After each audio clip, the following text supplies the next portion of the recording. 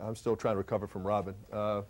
In close-ups, I don't think Stephen's going to stand up and say, "Look at my genitals." No, I mean, that's what Robin was doing. You editors have a real fast time. We'll cut that out. Oh, I did that. We were doing this the whole time. It was hilarious. It really got to be a joke. Cut that out there. Got to be a joke. Okay. All right.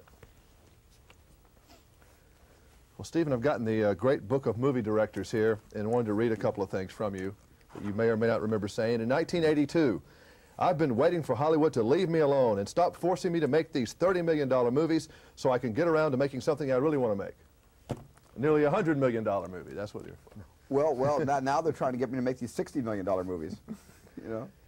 I know you want to make smaller films, and you have, but I mean, this is fun for you. This is really Hollywood when you get to do all these sets and use all your tricks. Yeah, this is like old Hollywood, you know, and this is like a combination of all the crafts that all come together for an event like a fantasy, when you make a fantasy film and everybody brings their craft to the table.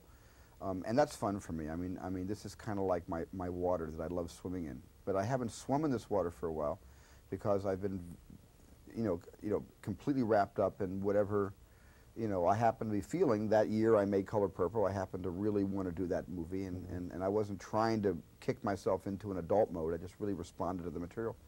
Empire of the Sun responded to the book and made the movie. I was also not trying to force myself into, let's call it the Oliver Stone or the Jonathan Demme school of filmmaking. But it's fun. I like variety a lot, you know, and I like moving from one kind of territory, unexplored perhaps, into another kind of territory more familiar, as Hook is to me. Well, this is a good movie to, I can't wait to take my littlest one and put her on my lap and we watch this movie together. And there aren't nearly enough movies that you can do this with. And that's what I liked about this movie. I wanted to make it generationally too, you know, so I could, you know, bring my whole family to the movie, because we always open the paper on a weekend, you know, and usually we divide up. It's, okay, I'll go see, okay, I'm going to see this movie, and then the kids can go, we'll drop the kids off at this cartoon, and we'll pick them up later. I mean, usually I can't find a movie myself to take the whole family to, so part of it was that. Dustin said he wanted to make the movie because he wanted to make it for his kids, that he had never made a film for his kids. Even Tootsie was too grown up for his kids, and he had never made a picture in his entire career for children, and that gave him a hunger to play Captain Hook. When I left this film, and when I first saw it, it had this feel of a classic. I mean, it is a classic story, but I think you've made a classic, and that's something I know you wanted to do. But were you scared during this thing, this whole process of just it going crazy and just blowing up because it's so big? Well, yeah, I mean, I was scared every day I came to the set. I'd come to the set with my stomach turning over and over and over, partially because of the sheer responsibility.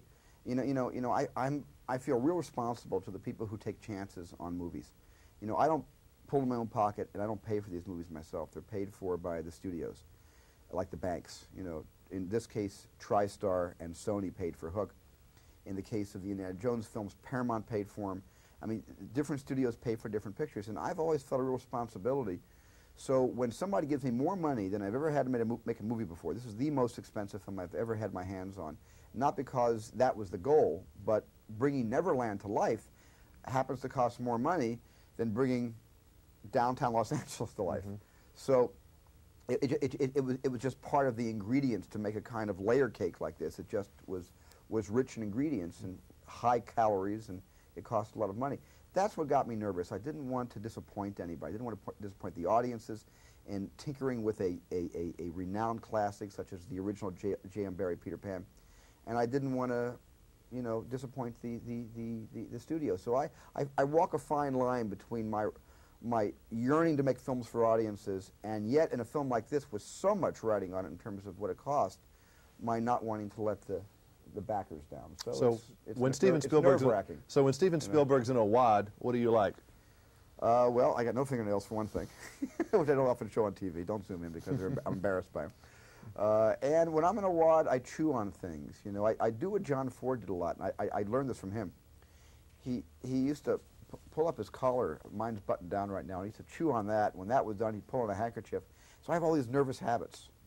A lot of time when I'm watching a scene, I have calloused this finger, because when I'm directing and I'm watching, like Robin and Dustin act, I have this one finger and I'm biting on my finger for as long as the scene goes, you know, and so I'm just a basket case, basically. But not a yeller or screamer, more of an intense going crazy on the inside. No, it's real focused on what I'm watching, usually, yeah. And then I noticed a couple of things. You have an idea and you plan and you do all this wonderful planning, And then you get out there and you find that something doesn't work, and that's expensive, and I know that makes your stomach even go crazier to make the decision, we got to redo this again and blow a day. Well, yeah, you know, a couple of scenes we shot over again from scratch, from beginning to end, only because we were learning our characters. And there's a learning curve on any movie. You can get the best script, but sometimes the words don't sound right, and you've got to bring people back in to change the words around a bit and make it sound better, make it sound more to the voice that the character hears. Dustin has a hook voice in his head. He tries to capture that, and that becomes his character. He did the same thing with Raymond Babbitt and Rain Man and Dorothy Michaels and Tootsie.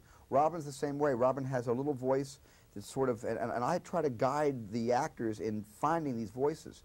And sometimes we find a voice, and then we see the dailies, and we realize what we need to do now. What we need to do is find the same voice with a slightly lower register. And on 2 scenes with Hook, we actually went back and reshot some of the scenes. What would Steven Spielberg, the movie critic, be like? I mean, you go to movies on the weekend, I guess, with family. I mean, are you tough? Are you watching them like a surgeon? Or are you watching them? I'm a terrible critic. I like everything. It's my problem. I find good in everything. Even movies that people say, how could you say one Come nice back here, thing? come here. Do this. If you're going to do this, sit in his lap and let's tell a story of something. Because I told him he couldn't stand up and say, I want to see your genitals. My eyes. Here we go again. We'll never see this. It's Elvis playing. Hey, Elvis. Elvis playing. Elvis. I got my happy thought. I think I'm going to sing a song.